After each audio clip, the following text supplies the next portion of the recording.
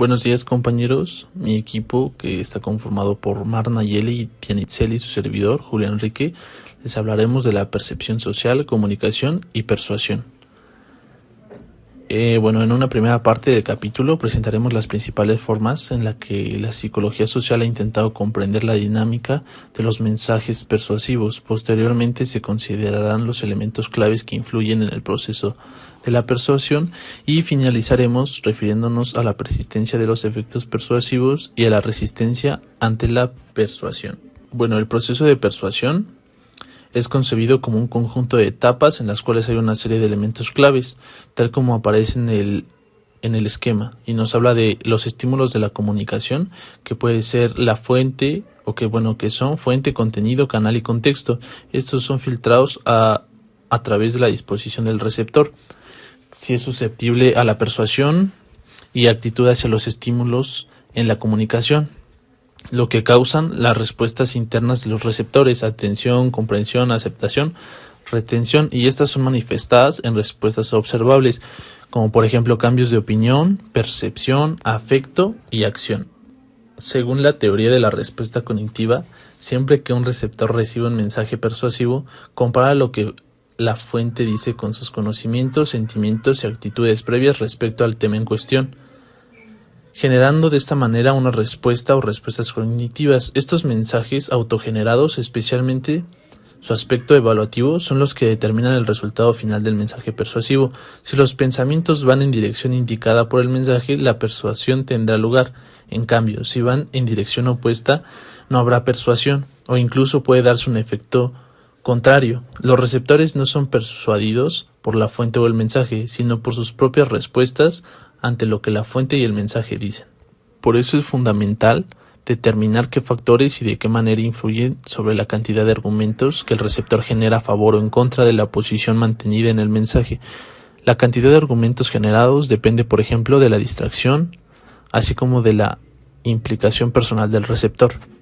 El modelo heurístico. Para que un mensaje sea eficaz, el perceptor tiene que implicarse de una manera activa en el procesamiento cognitivo del mensaje. Tiene que atenderlo, entenderlo, comprender las consecuencias que se derivan de su aceptación y relacionarlo con sus conocimientos previos y así sucesivamente.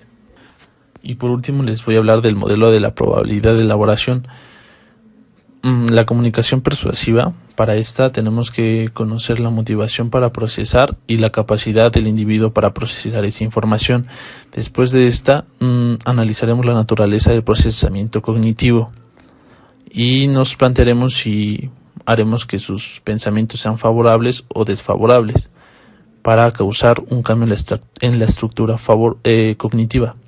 Y esta puede ser sí favorable o sí desfavorable. Pero si desde el principio, con la motivación para procesar, obtenemos una respuesta negativa, tenemos que volver a plantearnos para hacer un cambio de actitud periférico. Y para esto debemos de observar qué señal periférica presenta, que puede ser un efecto positivo o negativo, una fuente experta o atractiva, y el número de argumentos. Si obtenemos aún así un no en esta respuesta, esto implica que tenemos retención o recuperación de la actitud inicial, lo que nos hace volvernos a plantear desde un principio con la primera pregunta, que es la motivación para procesar. Compañeros, de mi parte es todo. Les agradezco la atención y mi compañera les seguirá hablando de los siguientes subtemas que vamos a tratar en esta exposición. Pues ahora yo les hablaré acerca de los elementos clave en el proceso persuasivo. Ahora conmigo vamos a analizar las principales variables que influyen en el proceso de persuasión y en su resultado, agrupándolas según estén relacionadas con la fuente, el mensaje o el receptor.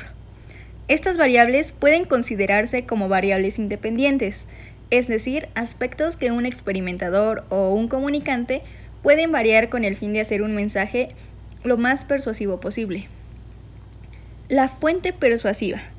Las personas diferimos en nuestra capacidad de influir sobre los demás, pero ¿qué es lo que hace que una fuente persuasiva tenga una mayor capacidad de una persuasión que otra? 2 son las principales características que se han encontrado asociadas a las fuentes con mayor poder persuasivo, que son la credibilidad y lo atractivo. La credibilidad de la fuente. Nos comenzamos con un cuestionamiento. ¿Qué es lo que hace creíble a una fuente? Bueno, pues lo que hace creíble a una fuente son los resultados de las investigaciones que se han podido mostrar que la credibilidad de una fuente depende básicamente de la competencia y sinceridad con la que es percibida. La competencia se refiere a si el receptor considera que la fuente tiene conocimiento y capacidad para proporcionar información adecuada. La competencia con la que algunas fuentes son percibidas depende a su vez de sus numerosas características. Y algunas de las características más estudiadas son las siguientes: la educación, ocupación y experiencia, la fluidez en la transmisión del mensaje, la cita de fuentes que gozan de cierta autoridad o prestigio y la posición defendida por el emisor. La sinceridad de una fuente depende, entre otros factores, de que sea percibida como carente de afán de lucro, de su falta de intención persuarosa, del atractivo que ejerce sobre el receptor o de que hable en contra de las preferencias de la audiencia. Ahora bien, el atractivo de la fuente. En general, las fuentes más atractivas a los ojos de la audiencia poseen un mayor poder persuasivo. Esto puede deberse a diversas razones. En primer lugar, una fuente atractiva puede determinar que se le preste atención al mensaje, mientras que otra menos atractiva quizá no evite pasar desapercibida. Como segundo lugar, tenemos que el atractivo de la fuente puede influir en la fase de aceptación, pues el receptor, a través del proceso de identificación, puede querer desear, pensar o actuar de la misma manera que lo hace la fuente. En tercer lugar, el atractivo puede incrementar la credibilidad de la fuente. Recuérdese que en el tema de percepción de credibilidad de la fuente, las personas se vio como las teorías implícitas de la personalidad, que solemos nosotros asociar el atractivo físico con otras características positivas de las personas, como puede ser la honestidad, la sinceridad o la credibilidad. Algunas otras características de la fuente son que quizá existen otros factores menos importantes o que influyen de manera más indirecta que pues también merecen ser considerados. Como tal puede ser el poder de la fuente. Este concepto designa la capacidad de la fuente para controlar los resultados que el receptor puede obtener, o dicho más directamente, para administrar recompensas y castigos. El poder de una fuente depende de 3 factores, que son: inciso A, que los receptores crean que la fuente tiene claramente control sobre las recompensas y castigos. Inciso B, que consideren que la fuente utilizará dicho poder para que la audiencia se conforme a su mensaje. Y inciso C, que prevean que la fuente se enterara de su conformidad o disconformidad. Estos 3 factores han de darse necesariamente para que una fuente sea poderosa. Ahora hablaremos sobre el mensaje. El mensaje tiene numerosos aspectos que en su contenido se han podido ir investigando. A continuación les voy a hablar un poco más a fondo de estos contenidos, como son los mensajes racionales o emotivos. Existen 2 tipos de mensajes que han acaparado la atención de los investigadores, que son las racionales, en los cuales se presentan evidencia en apoyo de la veracidad de una proposición dada, y los mensajes emotivos, en los cuales se indica simplemente las consecuencias deseables o indeseables que pueden derivarse del mensaje y su aceptación. También tenemos los mensajes basados en el miedo y la amenaza. Unos mensajes emotivos estudiados con cierta profundidad son los que se basan en amenazas y presumiblemente en la provocación de miedo en la audiencia. La posición más extendida durante muchos años fue la de los mensajes emotivos. De mayor eficacia eran los de magnitud intermedia, El énfasis otorgado a los mensajes emotivos negativos no debe, sin embargo, hacernos olvidar que en muchas áreas, por ejemplo en publicidad, los mensajes positivos superan con creces a los negativos. Estos mensajes continuamente intentan suscitar en nosotros afecto, confort, amor, excitación, simpatía, orgullo y otras emociones positivas, a diferencia de los complejos efectos que producen las apelaciones al miedo y las amenazas. Los mensajes positivos funcionan de forma bastante simple e incrementan directamente tanto la probabilidad de que el receptor de la respuesta deseada o que cuando se encuentre en una situación parecida como la probabilidad de que permanezca en esa situación. Ahora, los mensajes unilaterales o bilaterales. En general, los mensajes bilaterales parecen ser más afectivos que los unilaterales, y esta eficacia es aún mayor cuando la audiencia está familiarizada con el tema del mensaje. La eficacia del mensaje bilateral depende de que las desventajas presentadas y refutadas sean revelantes para los receptores. La calidad y cantidad de los argumentos. ¿Qué hace a un argumento ser persuasivo? A pesar de la importancia otorgada en el estudio de la persuasión a la calidad de los argumentos, resulta sorprendente la escasa investigación destinada a responder a esta pregunta. Algunos autores como Petty y Wegner han sugerido que aquellos argumentos que hacen referencia a consecuencias que son probables y deseables resulten más convincentes que aquellos otros referidos a consecuencias menos probables o deseables. Conclusión explícita o implícita. Una cuestión que se ha planteado en los investigadores es si es más eficaz que una fuente persuasiva extraiga la conclusión de su mensaje de forma explícita y clara, o si por el contrario sería mejor dejarla implícita, para que sea el propio receptor quien la extraiga. No falta expresiones populares que indican la importancia de que sea el propio individuo el que la extraiga las conclusiones y aprenda por sí mismo. Por último, voy a hablarles acerca de los efectos del orden. ¿Hay unos elementos del mensaje más influyentes que otros dependiendo de su posición? Dicho de otra manera, ¿dónde deberíamos colocar los argumentos o elementos más importantes de nuestro mensaje al principio o al final? El mismo problema existe cuando hay dos mensajes contrapuestos, con dos políticos antagonistas que deben presentar su mensaje consecutivamente, y nos preguntamos, ¿cuál de los dos ejercerá una mayor influencia? Pues sí, aquel que expone en primer lugar o quien lo hace después.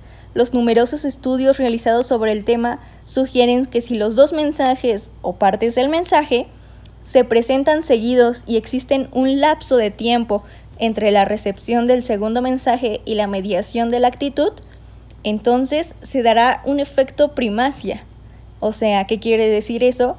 Que dará una mayor influencia de lo que se va primero. Ahora viene mi compañera Mar a platicarnos acerca del receptor. Un elemento también clave en todo proceso persuasivo es el receptor o audiencia. Para entender esto, vamos a exponer el modelo de McGuire, que nos servirá como marco general para comprender los efectos que el receptor tiene en los resultados de las comunicaciones persuasivas, e ilustraremos la aplicabilidad de dicho modelo a algunas características de los perceptores. En segundo lugar, consideramos el papel que puede desempeñar el grado de implicación del perceptor en el proceso de persuasión. Por último, analizaremos los efectos del grado de discrepancia existente entre el contenido del mensaje y la posición previa del receptor.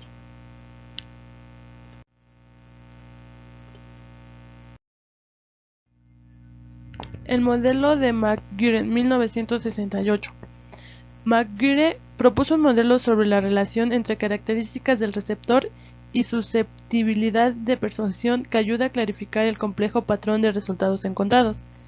Según este autor, el cambio de actitud viene determinado fundamentalmente por dos procesos: la recepción del mensaje, que incluye atención, comprensión y retención, y la aceptación.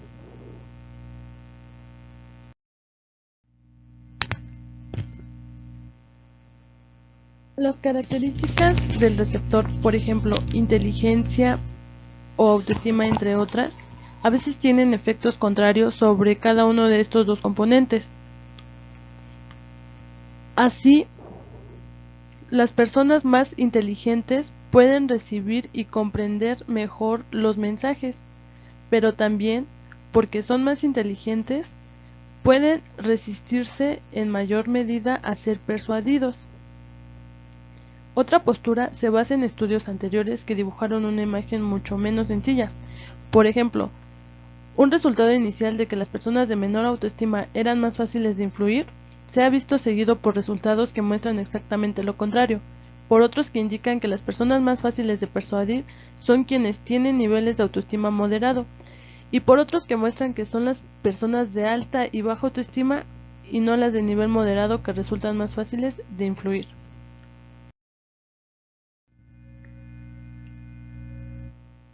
Egli y Warren, 1976, encontraron apoyo para el modelo de McGuire en el caso de la inteligencia.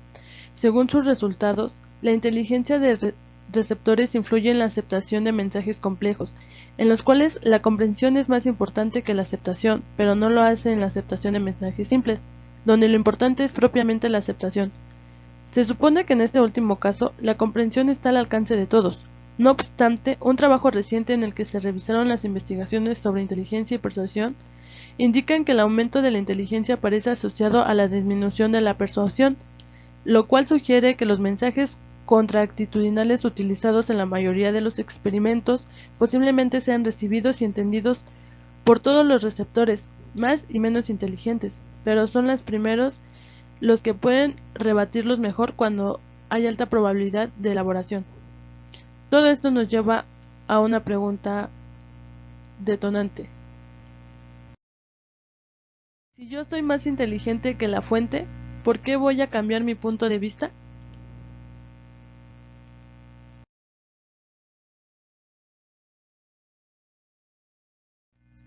Bien, la autoestima, por su parte, también parece estar relacionado pasivamente con la recepción y negativamente con la aceptación.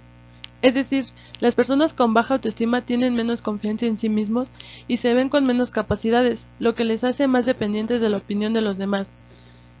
Pero a la vez, estas personas parecen tener un menor interés por el mundo que les rodea, y de ahí que la probabilidad de recepción del mensaje sea también menor. El modelo de McGuire, si bien aporta bastante claridad en la interpretación de muchos resultados, no permite una interpretación adecuada de toda la evidencia que se ha encontrado cuando se ha estudiado los efectos que sobre la persuasión tiene la autoestima, la inteligencia y otras características del receptor. Grado de implicación del receptor. ¿Cómo influye el grado de implicación o la relevancia que el tema tiene para el receptor en el resultado del proceso persuasivo? Esta influencia parece depender del cual sea la ruta que predomine, central o periférica, en el proceso persuasivo.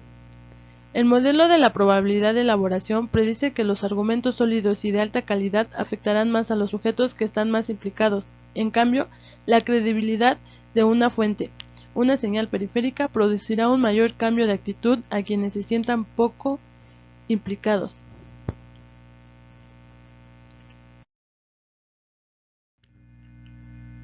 Discrepancia entre la posición defendida en el mensaje y la posición del receptor. La distancia existente entre el contenido del mensaje y la posición que al respecto tiene el receptor es un elemento que mediatiza el impacto del mensaje persuasivo, bien en la frase que antecede a la exposición a un mensaje, en la frase de recepción o incluso en el proceso final de cambio de actitud. En primer lugar, las personas tendemos a buscar y recibir mensajes que concuerden con nuestras creencias y actitudes y evitamos exponernos a mensajes que las contradigan. Este es un factor que puede explicar por qué, a pesar de la enorme cantidad de información que recibimos, las personas cambiamos poco nuestras actitudes. Sin embargo, también prestamos atención a mensajes moderadamente discrepantes, especialmente cuando estos parecen interesantes, novedosos o útiles. Los mensajes novedosos merecen especial atención cuando para los receptores es importante mantener una actitud correcta y cuando no se encuentran firmemente comprometidos con una posición determinada.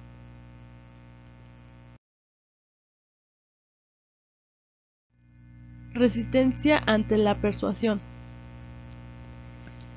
Todo lo expuesto hasta ahora pudiera dar la impresión de que las personas estamos inermes ante los intentos persuasivos de los demás, de las instituciones y de los medios de comunicación de masa, y que, ante un mensaje bien construido y que tenga en cuenta los numerosos factores que hemos ido mencionando, apenas nada se puede hacer.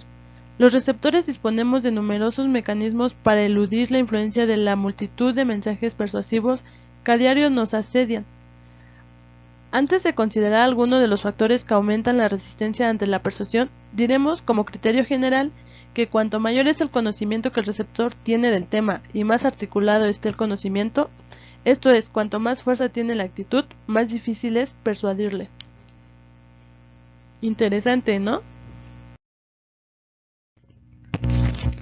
La teoría de la inoculación, propuesta por McGuire, toma su nombre por analogía con la enfermedad y con la vacunación como medio de vencerla.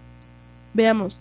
Una vacuna consiste en introducir gérmenes debilitadas en el organismo, con el fin de estimular las defensas, de manera que cuando los gérmenes lleguen en cantidades suficientes como para producir la enfermedad, el organismo pueda fácilmente combatirla. De igual manera, la teoría de la inoculación propone que la preexposición de una persona a una forma debilitada de material que amenace sus actitudes hará a esa persona más resistente ante tales amenazas, siempre y cuando el material inoculado no sea tan fuerte como para superar las defensas. McGuire piensa que la inoculación será más eficaz que el dar argumentos de apoyo por dos razones. En primer lugar, porque facilita la práctica de defensa de las creencias propias, y en segundo lugar, porque incrementa la motivación del individuo para defenderse. Si una persona siempre ha admitido una creencia y nunca lo ha visto atacada, es probable que no haya elaborado argumentos en su apoyo. De igual manera, es probable que no se encuentre motivado para defenderla, por la sencilla razón de que nunca antes se ha visto en esa tesisura y le resulta inconcebible que dicha creencia pudiera ser atacada. Por eso, cuando su actitud sea cuestionada, se encontrará desprevenido y sin muchas defensas a su alcance.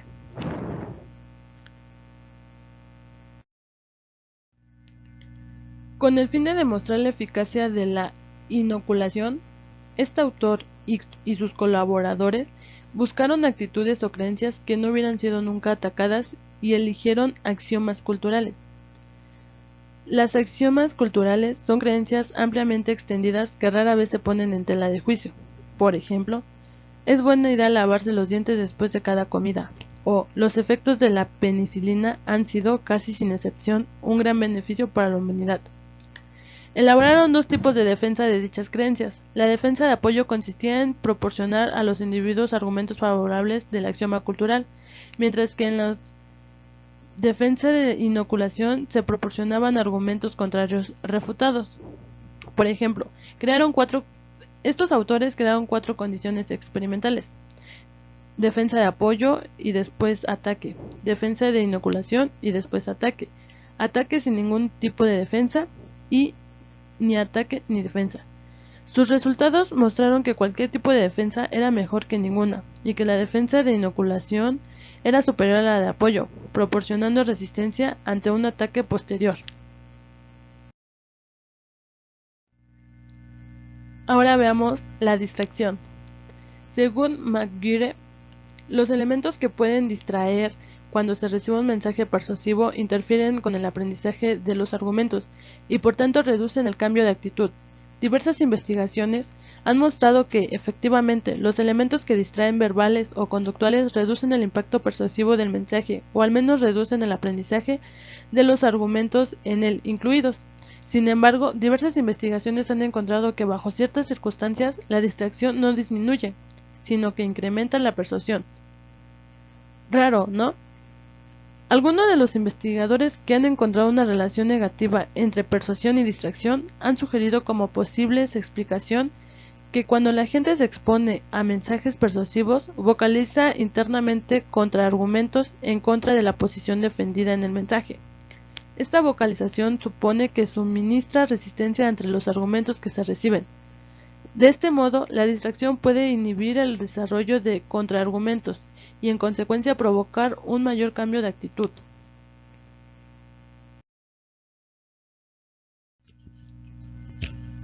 Persistencia de los efectos persuasivos.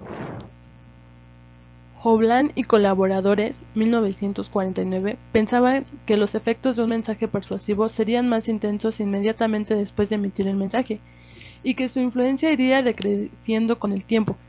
Para ellos, el cambio de actitud era el resultado de la atención, comprensión y aceptación de los argumentos y de la recomendación incluidos en el mensaje. El cambio de actitud, por tanto, persistiría mientras el mensaje fuera recordado. Las numerosas investigaciones que se han realizado sobre la persistencia de los efectos persuasivos indican una cosa clara: estos efectos disminuyen con el paso del tiempo. Sin embargo, no existe un único patrón temporal. En algunos casos los efectos de los mensajes duran meses, pero a veces se mantienen durante 1 o 2 semanas, e incluso pueden desaparecer pasado algunos días. Un hecho asombró a los primeros investigadores sobre comunicaciones persuasivas. En ocasiones, el cambio de actitud era mayor cuando había pasado un cierto tiempo de lo que había sido inmediatamente después de la emisión del mensaje. Hovland y colaboradores denominaron este fenómeno efecto adormecimiento. Bien, de esta manera concluimos el tema percepción social, comunicación